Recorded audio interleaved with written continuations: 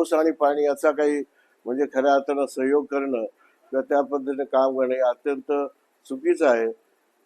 Nicklas अत्यंत योग्य आहे आणि म्हणून माझं ठेकेदाराने संबंधित अधिकारी जे आहेत त्यांना ह्या पद्धतीची जी मनमानी चालू आहे या रस्त्याच्यामध्ये ती खपून घेतली जाणार आहे.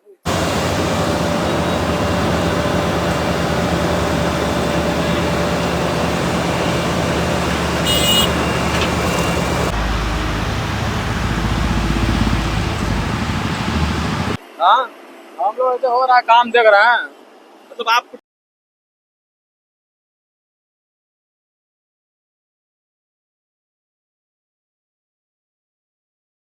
अब ये पानी और डामर टिकेगा?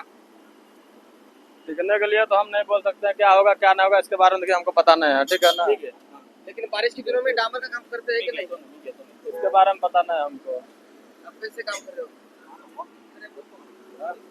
निकल गया था गाड़ी जैसे बारिश से पहले माल निकल गई थी और मौसम बिगड़ गई तो लास्ट ये 3 गाड़ी है, इसके बाद काम बंद हो जाएगा। टिकेगा ना पूरा प्रॉपर तरीका से काम हो। नीचे तो गीला है अभी तक।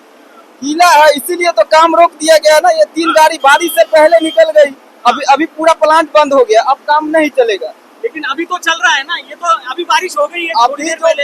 अभी जो माल कंपनी से निकल गई है फिर उसको कहाँ रखेंगे? नहीं तो फिर रोड खराब नहीं ना होगी, उसका गारंटी कंपनी ले रही है ना 5 साल की। पेपर चला इंजीनियर वो प्लांट पे होंगे वैसे इसके बारे में देखिए हमको पता नहीं है ज्यादा, ठीक है ना।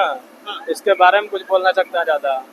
असल में अभी जैसे जो माल निकल गया है वो कंपनी कर भी क्या सकता है, अभी मौसम बीच में खराब हो गया, ठीक है। तो सर हमने एक रिकॉर्ड की, मतलब आपको तुमच्याकडनं तक्रारी ऐकलेल्या आहेत आणि बऱ्याच तक्रारी जनतेच्या आहेत.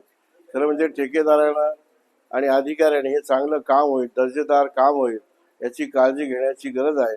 नाहीतर या रस्त्याबद्दल अनेक वर्ष या रस्त्याची प्रतीक्षा करत असलेली जनता पुन्हा नाराज होईल आणि म्हणून माझं या आपल्या माध्यमातून ठेकेदार आणि संबंधित अधिकाऱ्यांना सांगणं आहे की हा रस्ता नाही नीट झाला, याच्याबद्दल जर चुकीच्या गोष्टी झाल्या तर आपल्या विरुद्ध मला निश्चितपणे रस्त्यावर यावं लागेल. सर पाऊस सुरू आहे, पावसात डांबरीकरण सुरू आहे, तुम्ही प्रशासनामध्ये काम केलं नाही याची चांगली क्वालिटी राहील. पावसामध्ये पाऊस आणि पाणी आणि डांबर याचं खऱ्या अर्थानं प्रयोग होऊ शकत नाही, म्हणून ती काळजी ठेकेदारांना आणि अधिकाऱ्यांनी घेण्याची गरज आहे. अनेक त्रुटी या रस्त्यावरच्या कामकाजामध्ये आहेत, अनेक ठिकाणच्या तक्रारी येत आहेत. मध्ये मी पाहिलं त्यावेळेला म्हणजे हा रस्ता काही ठिकाणी डांबर टाकला आणि काही ठिकाणी तो उखडला गेलेला आहे. बाबळेश्वरचं ठिकाण अनेक ठिकाणी आहे आणि म्हणून ठेकेदाराची मनमानी खरं खपून घेतली जाणार नाही.